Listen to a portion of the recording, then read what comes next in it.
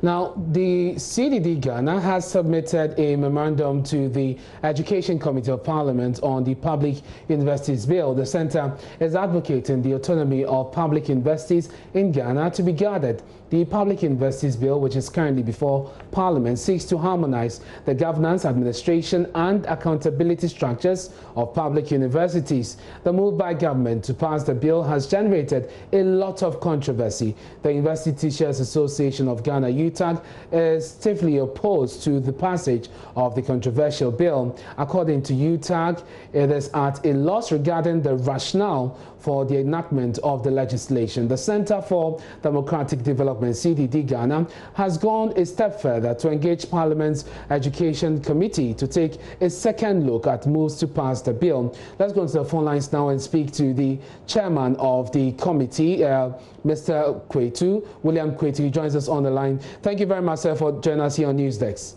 You're welcome. Thank you too. So the bill has been referred to your committee to take a look at it, report back to the House, and then continue with the rest of the process. We know that CDD has written to you. Have you received a copy of the memorandum? I should think so, except that we have not sat down to look at the individual memoranda or the petition that various interest groups have written. But what I'm aware is that I know CDD has written to us. Okay. We're considering it anytime soon. I mean, there are a number of letters, about 38 petitions that we receive. Usually, it is the committee's clerk who is meant to receive the letters. And yesterday, I had a cursory discussion with her, and she said all the petitions numbered 38, including CDD's phone. So you have 38 petitions so far. I'm sure you've been going through, gleaning through the documents before you. No, I just said that I have not read them. You haven't read them? Yes. Usually, either the whole committee will sit or the leadership of the committee will sit and we'll open all the petitions and look at them one by one. And we'll schedule times at which we can meet. If there is a need to invite various stakeholders who have written petitions, we invite them according to a timetable that we're going to draw. And so I was just going to make that point, because there, as you may know, there's some opposition, a groundswell of opposition against this bill. Would you be considering that, having to invite some of these people to make a case why this bill should not be passed? Definitely, that is a process in Parliament. If a bill is referred to any committee, before the committee sets to consider the bill and to initiate any amendment, the committee will, of course, invite all those interest groups who have written petitions to listen to them. And in fact, we do this in collaboration with the ministry.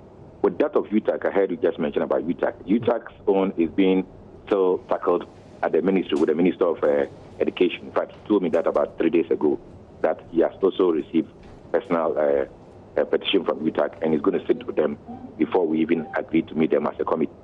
So I would say that I know a certain number of petitioners, including even individuals, all numbering 38. I haven't studied all the petitions yet. I know CDD has written to us. I don't know the details. We'll look at that tomorrow.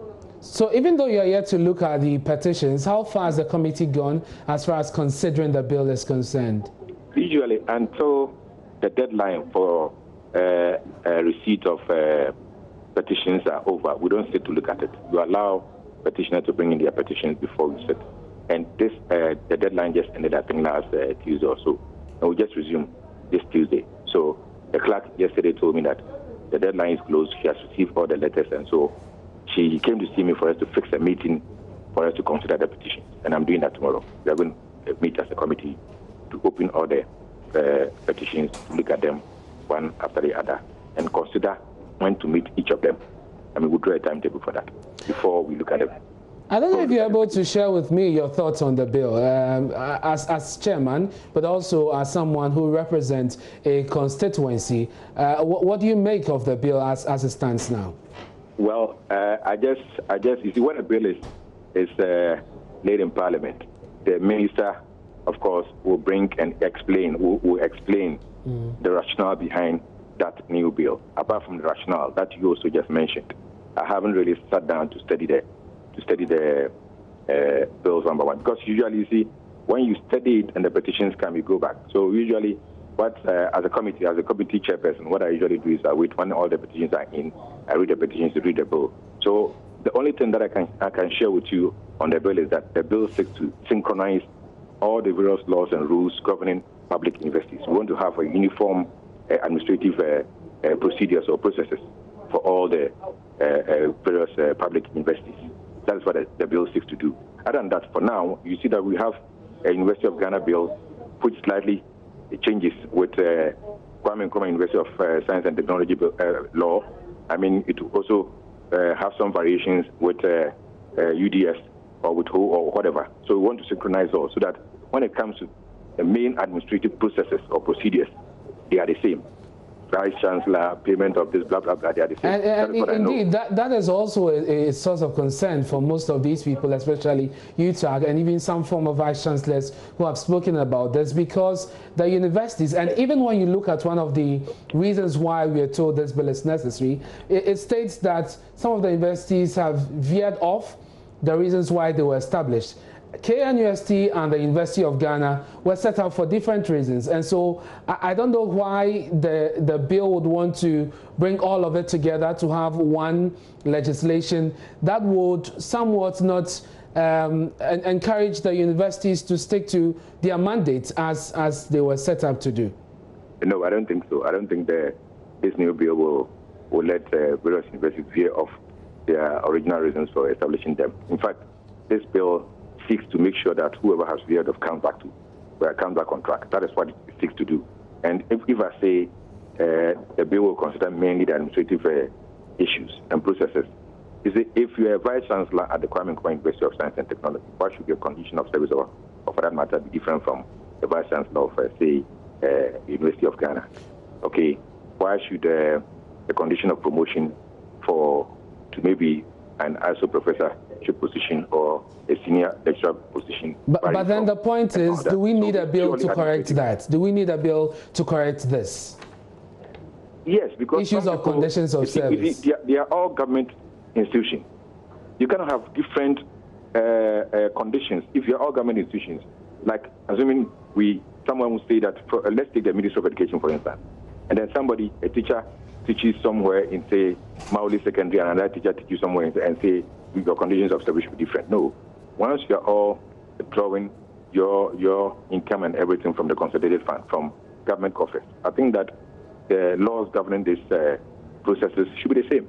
But Mr. Kwetu, at the heart of this is really academic freedom, and they look at what government seeks to do with the bill as far as the composition of a council is concerned. Government seeks to have the numbers, the opportunity to appoint more people, and that will create problems. In fact, a former vice chancellor who spoke on PM Express with Evans Spencer said it will make the vice chancellors of the various universities puppets. And there'll be so much control that the universities will lose their autonomy, as it were. And that is at the heart of this issue. But no matter what it is, my brother, I want to assure that definitely a compromise will be reached. This is before the bill is finally passed. All these petitions will be considered, and all their concerns will be addressed. This is, let me put it, a draft bill. The draft bill is going to go through serious amendment. So all the concerns that they are free. That is why I'm saying that the timetable is drawn to know when we are going to receive these petitions, and we'll bring them to the table here in Parliament. Sometimes some people come 2-3 days, and then they share all their concerns. The minister is seated there, all of us are seated there, and then we judge and come to a compromise. That is what the making of bills go through. That is why we'll put it out there that this is the bill, this is the draft bill. Bring your concerns. So they have got their concerns. Their concerns are going to be considered.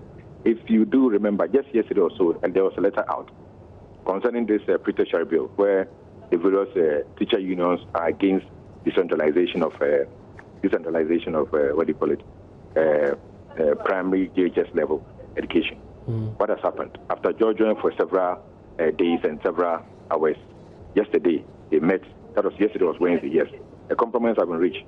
The minister is going to delete all the clauses that are meant to decentralize education at the basic level. Okay, so we have reached a compromise, and so the bill will go on. Yes, so that's what is going to happen to this university bill. Thank you so much. Thank you so much for your time. Thank you so much for your time here on Newsdesk. That's the chairman of the Education Committee of Parliament, William Kwetu, joining us with an update on the Public Universities Bill, which is before them. That's it for the extended version of Newsdesk. I'll be back at midday with more stories. Please stay with Joy News.